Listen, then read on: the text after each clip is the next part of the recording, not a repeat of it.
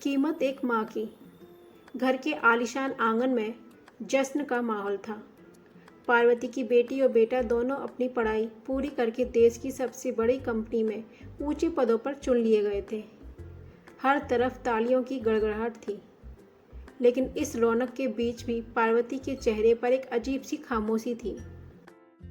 रह रहकर उसके पति अजीत की कही एक कड़वी बात उसके सीने में तेजाब की तरह उतर रही थी। दरअसल कुछ देर पहले जब अजीत के दोस्त शेखर ने सबके सामने कहा था कि आज बच्चे जिस मुकाम पर हैं उसके पीछे भाभी जी की सालों की तपस्या और संस्कार हैं, तो अजीत अहंकार से हंस पड़ा था। वह हाथ में थमा गिलास हवा में लहराते हुए बोला, छोड़ो यार शेखर, तुम भी किस त्याग की बात लेकर बैठ गए। पार्वती का योगदान इन बच्चों को सुबह शाम गरम रोटियां सेक कर देने के अलावा और क्या है, और ऐसा तो इस दुनिया की हर ऐरी गैरी औरत करती है। बच्चों को शहर के सबसे महंगे स्कूल में मैंने पढ़ाया। उनकी लाखों की फीस के लिए पैसा पानी की तरह मैंने बहाया। इसलिए इनकी सफलता का पूरा क्रेडिट सिर्फ और सिर्फ मेरे नाम होता है। वह बात अजीत ने सबके सामने हंसी मजाक में कही थी, लेकिन उसने पार्वती के आत्मसम्मान को भीतर तक छलनी कर दिया था।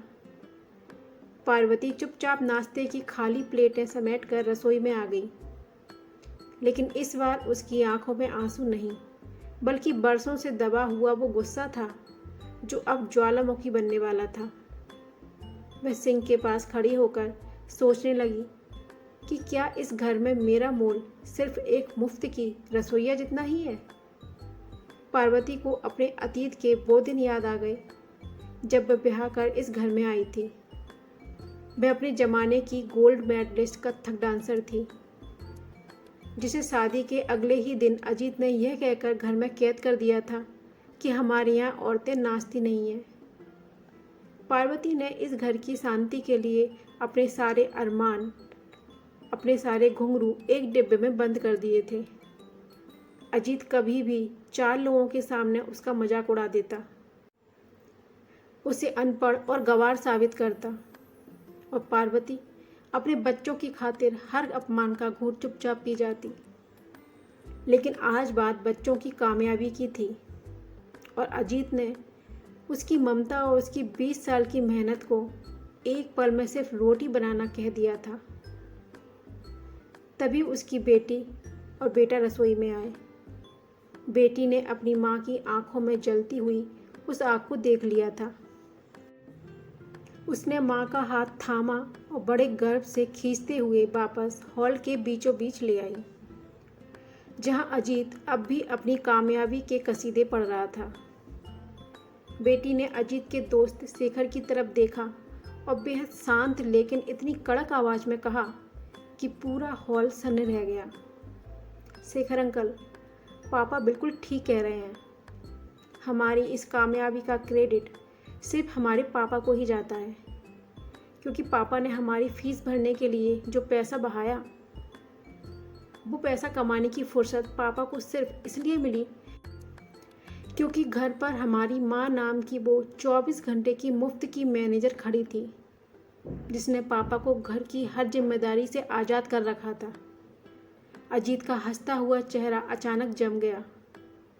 बेटी रुकी नहीं, उसने आगे कहा, पापा को तो शायद यह भी याद नहीं होगा कि हम किस क्लास में पढ़ते थे, क्योंकि हमारी स्कूल की हर पीटीएम में माँ अपना काम छोड़कर जाती थी। पापा जब दफ्तर की थकान का बहाना बनाकर सो रहे होते थे, तब माँ रात के 2-2 बजे तक जाकर हमारे स्कूल के प्रोजेक्ट तैयार करवाती थी। हमें आगे चलकर लाइफ में क्या करना है, ये पापा ने कभी हमसे नहीं पूछा, लेकिन माँ ने अपनी आँखों की नींद बेचकर हमारे सपनों को पाला। माँ को संगीत का बहुत शौक था, लेकिन पापा की नींद खराब ना हो, इसलिए उन्होंने अपना वो छोटा सा शौक भी मार दिया। पापा ने हमें महंगे स्कूल में ज़रूर भेजा, लेकिन हमें एक अच्छा इंसान बनने के संस्कार इस माँ ने दिए।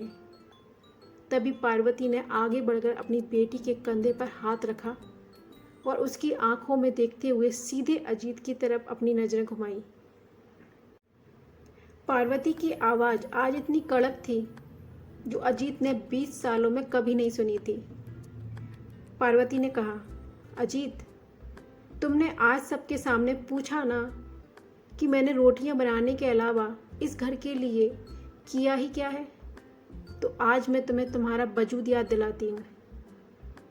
अगर इन 20 सालों में मैंने इस घर को नहीं संभाला होता, बच्चों के बीमार होने पर रात रात भर जागकर इन्हें नहीं संभाला होता और तुम्हारे बूढ़े माँ बाप की सेवा नहीं की होती, तो आज तुम दफ्तर में बैठकर चैन से वो पैसा नहीं कमा पाते जिसका घमंड आज तुम इस महफिल में दिखा रहे हो।